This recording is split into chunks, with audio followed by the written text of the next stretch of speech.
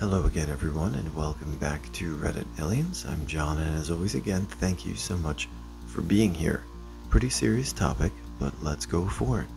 What's something that you experienced in childhood that you didn't realize the potential danger or how horrible it was until adulthood? Please remember to like, share, and subscribe. When I was younger, I had a man grab me by the shoulder and try to pull me away. I was walking just behind my dad, who was pushing a shopping trolley. I normally held his hand, but I'd let go of it for a moment as we were near the car. This guy got hold of my shoulder hard. I remember turning around and seeing this random stranger nodding in the direction of several men who were starting to close in around me. I was about 5 or 6, and I didn't understand what was going on, but I remember my dad turning around to lift me into the car, and he absolutely losing his shit at them. And when he realized I wasn't beside him, they ran away. I've never seen my dad lose his head like that since. It's only later I realized how close I probably came to being kidnapped in broad daylight. The open and easily accessible construction yard full of bulldozers and other utility vehicles that all had keys in them for some reason. They were building a new housing development right next to mine, and it was like a 2-minute walk. Never understood why they left the keys, but for about a week we had fun until the cops got called. Emotional and physical abuse. I didn't even realize that something was seriously wrong with my childhood until I was like 13 or 14 and already living with my grandparents. I just thought I was taken in by my grandparents because of whatever adult reasons. I was reading a book, and the main character was being beaten by her father in the book. Other characters found out and were horrified about it, and then it clicked that maybe 4 to 5-year-old children should not be beaten with belts until they bleed. When I was in middle school, there was this elderly man in town who kept trying to invite me over to his house every afternoon when I got off the bus. I kept turning down the invitations, saying, first I want to be successful, then I will consider romance. Here I am 10 years later, almost 22, and I realized only about 2 years ago that he was trying to groom me. When I was 10, I had to travel and stay with my hockey coaches for a tournament.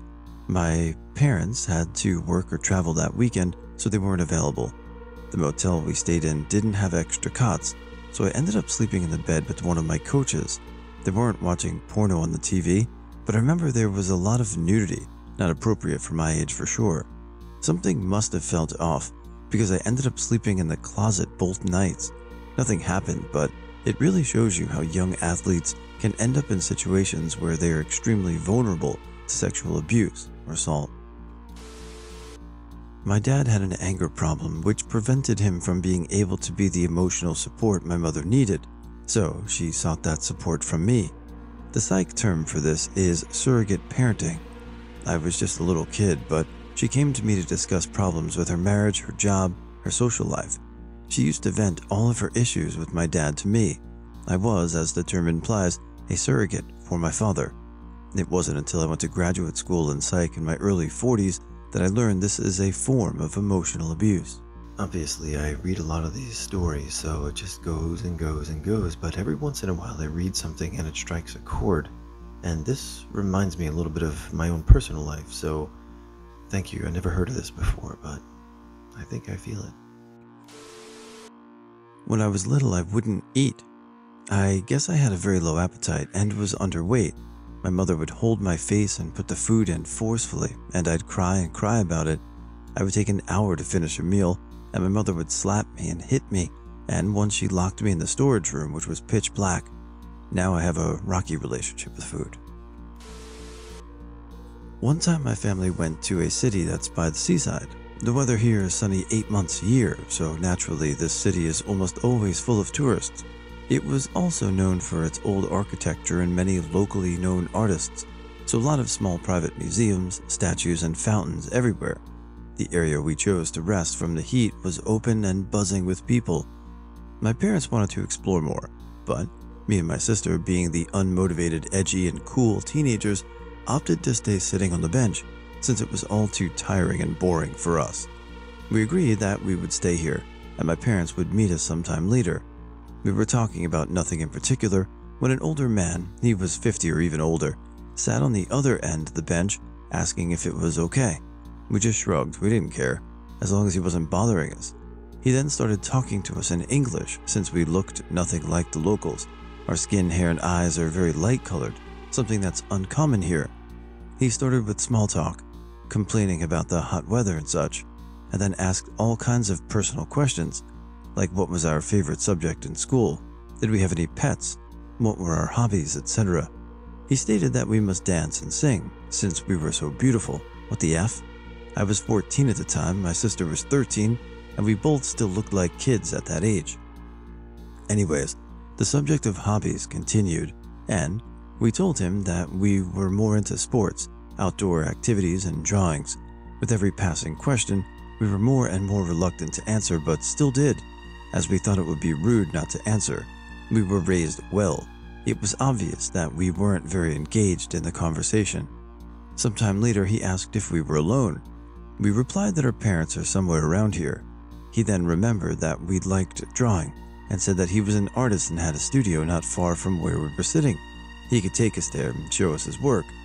We declined, stating that our parents will be back soon and they wouldn't be able to find us if we went. He kept insisting, and just when we got up to leave, we saw our parents walking around the corner. We pointed to them and said, "There they are." He said that it was fun talking to us, stood up, and went to a different direction. We hurried to our parents and said nothing to them about what happened, mainly because at that time, we didn't really comprehend the fact that this strange man was trying to lure two children to God knows where. We just thought that he was annoying, and that's it. Only now I understand that something very wrong could have happened if our parents didn't come from around the corner at that moment, or if we agreed to go with them, because it was impolite to decline an offer from an adult. We were taught what stranger danger was, but this man was so smooth and subtle about the whole deal that we didn't feel in any danger. He was well groomed, wore clothes, and acted normally. Nothing was off about him, so we didn't have any reason to worry or be wary of him. As a child, I would often wander off into people's houses, not to be rebellious, just because I was curious as to what was inside. One day when I was around 8, I broke into this person's house and got caught. The kid was about 16. I don't have any memory of when he found me, but he asked if I would like to see his animals. He took me upstairs and showed me to all sorts of animals he had: snakes, birds, cats, lizards, everything. After a while, I decided to go home. He gave me a freezie and let me go. My grandpa was jailed for trying to kill my grandma when she asked for a divorce. He was no longer legally allowed to be in contact with my family. From ages 4 to 8 during recess, he would drive along the fence, telling me to get into his truck. He would try to lure me and my brothers with candy, even offered to help me climb over the fence. I got kicked out of that school and was forced to go to a new one. Never saw him during lunch since. Me and my friend would often go to the park when we were around 6. When we went, we would always stop at this random couple's house. It became routine to stop at their house for candy. We would go inside and have conversations with 2 adults. Neither of us remember how we came into contact with them in the first place. Well, hopefully this is a habit or hobby that you grew out of. Just walking into someone's home, the potential danger is crazy. But as a child, that only gets ramped up more and more. So, glad you're okay, but let's not do that. In 4th grade, I was dropped off at my stop on the school bus, and the house door wasn't unlocked. My family didn't give me a key because they were scared I would lose, and some rando would somehow find out which house it went to. My mom wouldn't answer the door, even after I banged on the window of her room. She was effed up on pills. Hitched a ride with a stranger to my grandparents' house down the road. My family threw a fit, ended up blaming the school. I was not really a kid anymore, but that happened when I was about 11 or 12 years old. My family, sister, dad, mom, and me were at some festival in our town. As we went to go home, my mom didn't feel well and said crazy stuff on the way home. I never saw her like that. Normally my dad was the drunk one. As soon as we arrived home, we brought her to bed, and my sister, about 10, insisted to sleep with her. Before we went to go to this festival, my mom already told her that she could do it since my dad and her were breaking up, and he slept in another room, so there would be enough space for her. My mom kind of passed out as soon as she touched her pillow, so my sister made herself ready and wanted to go to sleep with her. My dad didn't allow it. He screamed at us that my sis would not sleep with our mom. but I insisted that she would because I had a weird feeling in my stomach about that my dad was just in the room beneath her, and she was totally knocked out. He said her sometimes. I didn't knew, but I knew something was definitely not right. So my sister slept with my mom, and nothing bad happened that night. The next day my mom told us that she was thinking someone put some kind of pills in her cup, because from 2 cups of wine, she would never behave like this, which I know. As I got older, I'm 19 now, I'm starting to realize what I felt and why I didn't want my dad to go near my mom when she was like this. I grew up feeling like I needed to protect my mom and sis, especially from my dad, and they did too. Apparently when I was younger, I couldn't walk very well. My mom would joke about it, lovingly downplaying it, saying that my brain was just too big for my body and I was top-heavy. I always took the jokes as silly compliments, because I'm rather intelligent and was always small for my age, until my oldest child was running around the house and jumping all over at around 2 years old.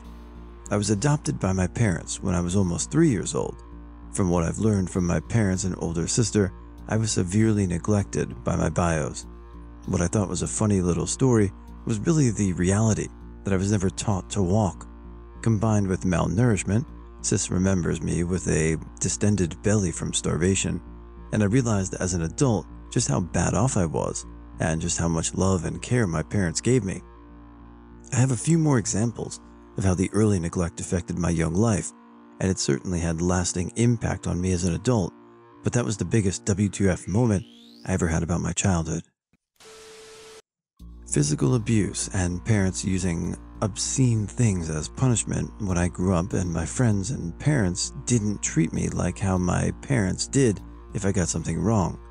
I realized what was happening wasn't normal, and I still to this day I feel like when I'm doing something I consider wrong, I feel like my partners are angry or disappointed, but when in reality he's the sweetest and is never angry at me. Moral of the story, some people shouldn't be parents, and your trauma is valid. When I was 14, I was really into animals and joined a community forum. Everyone was really close and welcoming. We'd sit and chat every night and had weekly events where everyone came together for years. If my pets were sick, they would send me stuff to help, etc. All ages, but I met a few close friends my age that I still keep up with.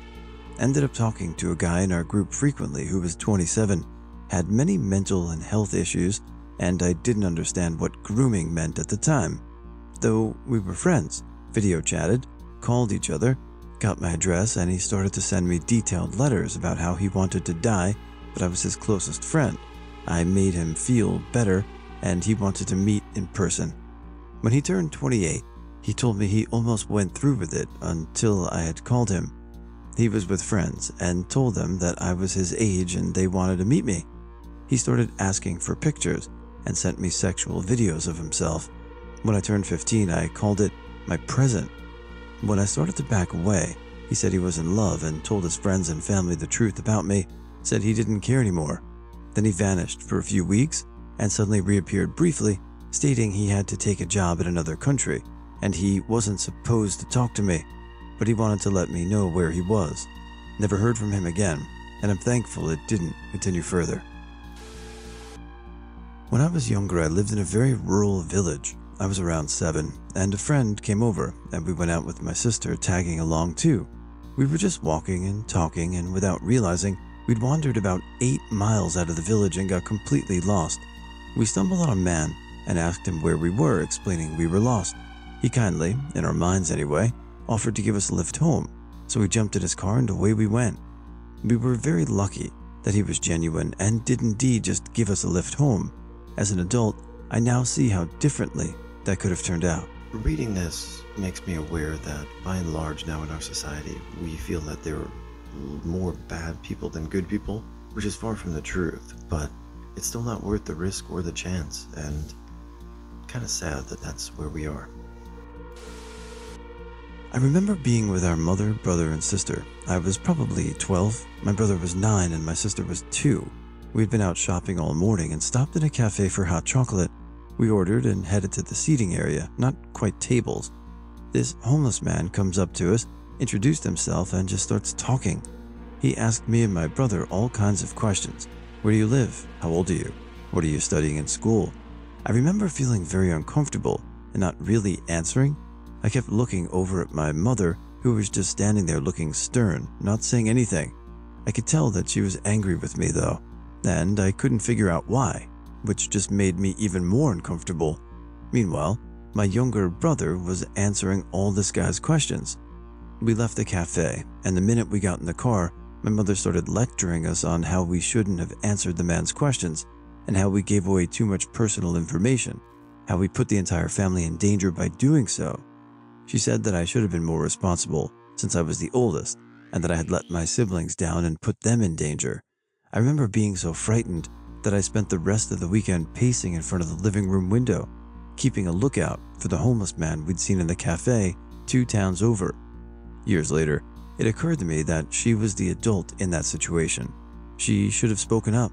She should have stepped in and gotten the man away from us if he was making her so uncomfortable. None of this was my fault at all. I was a child. She should have done more than just stand there glowering at me because I was too shy and too polite to tell the man to F off. There's a creek or stream in the woods near my parents' house that looks calm and innocent but is far from that. The woods are a tween-teen hangout spot and is littered with remains of old parties, stick forts from the long-forgotten, and the ropes. The ropes were names after a set of ropes hung from way up in a tree that overhung the deep part of the creek up on a hill. During the rainy months, the creek or stream will rise and the spot that is directly under the ropes gets to be about 15 feet deep. Well, it only gets that deep because in the center of the area is a culvert that opens up like 10 feet down the creek near the bank. If you're not careful and land directly in the culvert, it can be pretty scary not being able to swim up and only further into the dark, muddy water until you pop out. We used to play in that culvert all the time, and now as an adult, I realized how scary that actually was and how quickly we could have died. Being bullied and or abused in the 2 places I spent the most time at, home and school. For a long time I thought it was normal to be screamed at and beaten at home, and that every friend group had that one friend that the rest of the group constantly made fun of. I didn't realize the effect that had on my mental health until I started having suicidal thoughts in sophomore year. It didn't help that most of my high school accused me of faking it for attention because I had good grades and therefore must have a perfect life. They ended up taking to social media to mock and bully me.